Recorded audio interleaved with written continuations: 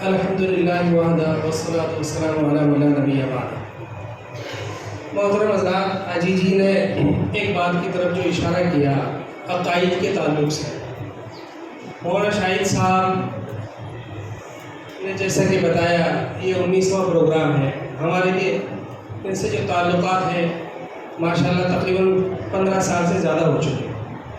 یہ صرف ان کے خلوص اور للہیت کا ثمرہ ہے کہ یہاں ماشاءاللہ حفاظ اور قرآن کریم کے پڑھنے والے یہاں سے نکل رہے ہیں۔ میں ایک دوسری بات کی طرف یہ اشارہ کرنا چاہتا ہوں کہ بظاہر یہ آپ کو کمزور نظر آ رہے ہیں، لیکن ہمارے یہ دوست ہونے کے ساتھ ساتھ ہمیں ان سے محبت تو ہے ہی، لیکن عقیدت بھی ہے۔ آپ کے یہاں انہوں نے علماء اور حفاظ کے لیے نہ اموات کی ہے، لیکن شہر کا ایک بہت بڑا طبقہ انٹلیکچوئلس کا ایسا ہے جو شہر میں ہی نہیں راجستھان میں پیدا ہونے والے فطروں کا تعاقب کر رہا ہے۔ ہم یہ سمجھتے ہیں جے پور میں جتنے علماء کرام ہیں، اور یہ میں بڑی امانت داری کے ساتھ کہنا چاہتا ہوں، جے پور میں جتنے علماء کرام ہیں ان میں اگر اہل سنت و جماعت کی آئیڈیالوجی اور فکر کا اگر کوئی ترجمان ہے یا اس کو کوئی ریپرزینٹ کرتا ہے، تو ہمارے ناقصین کے مطابق میری تائید مفتی شہاب الدین صاحب ہمارا اکابر بھی کریں گے کہ مولانا شاہد صاحب ہیں۔ یہاں یہ صرف مسجد آپ کے صرف ان طلباء کے لیے نہیں ہے، آپ اس کی مثال دیکھیے کہ ان کی دور اندیشی، یہاں پر انہوں نے دارالمطالعہ فاروقیہ کے نام سے لائبریری قائم کی، جو ہم تمام علماء کرام کے لیے جو شہر میں رہنے والے ہیں ایک اتنا بڑا وسیلہ اور ذریعہ مل گیا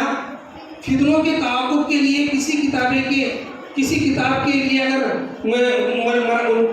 مراجع کی ضرورت پڑتی ہے یا ان کے لیے دلائل کی ضرورت پڑتی ہے تو بلا جھجک شہر کا کوئی بھی عالم آپ کی اس مسجد میں آ سکتا ہے اور اسے باقاعدہ کتاب جو ہے فراہم کی جاتی ہے۔ آپ لوگ بہت خوش قسمت ہیں کہ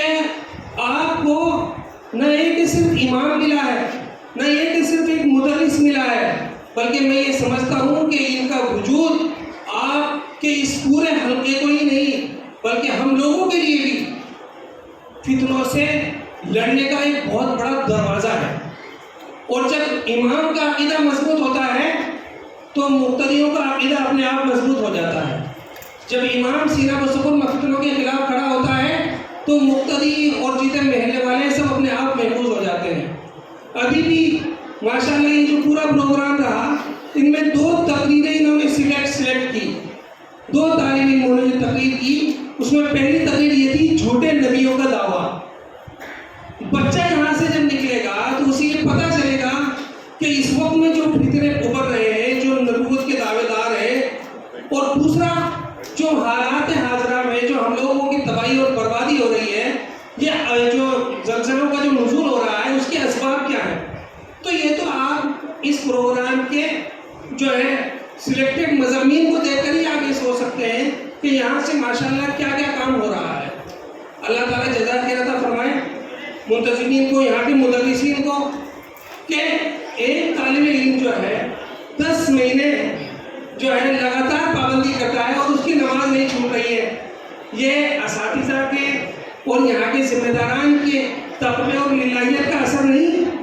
جو ان طلباء میں منتقل ہو رہا ہے۔ انشاءاللہ اگر اسی طرح یہ درخت پھلتا اور پھولتا رہا تو میں یہ سمجھتا ہوں کہ یہ علاقہ پورے جے پور ہی نہیں انشاءاللہ راجستھان کی رہنمائی کرے گا۔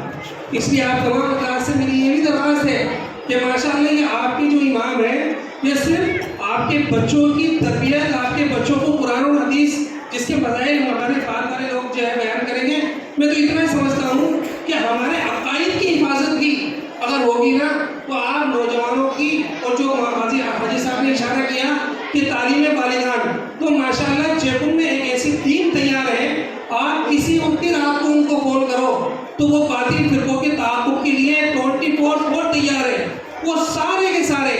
ڈائریکٹلی اور انڈائریکٹلی مولانا شاہد صاحب کے تربیت یافتہ ہیں۔ تو یہ آپ لوگ قابل مبارکباد ہیں، میں مولانا کو بھی مبارکباد پیش کرتا ہوں، اور یہ ہمارے لیے بھی ہمارے بہت بڑے गार्जियन की हैसियत रखते हैं अकाइद के सिलसिले में और दीगर पैदा होने वाले मसाइल के सिलसिले में। अल्लाह ताला आप हज़रात की खिदमत को कबूल फरमाए। व आखिर दावाना अल्हम्दुलिल्लाहि रब्बिल आलमीन।